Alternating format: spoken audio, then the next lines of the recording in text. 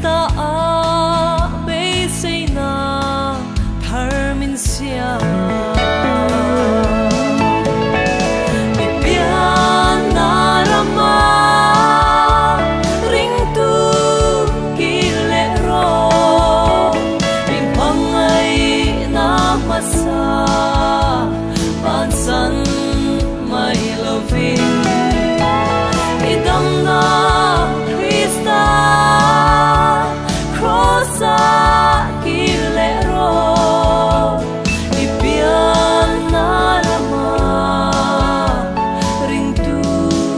ki le ro cross tu ju po ral me kan chuan adna ni ma se chandam me ta ne ro pathian thil ti thina mi sing hlui li pa siam tharna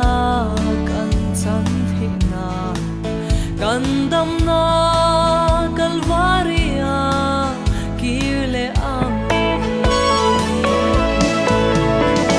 ipian na rama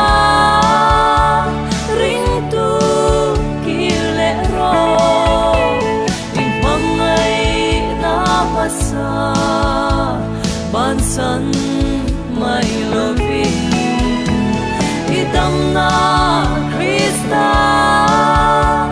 crossa ki le ro ipian na rama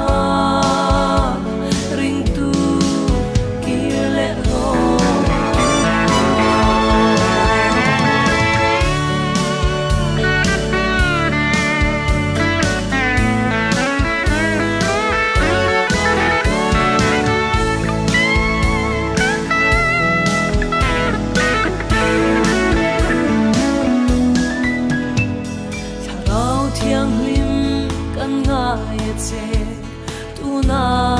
kan som che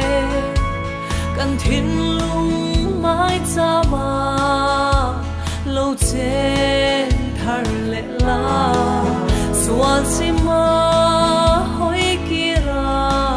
kan ram kan har thei na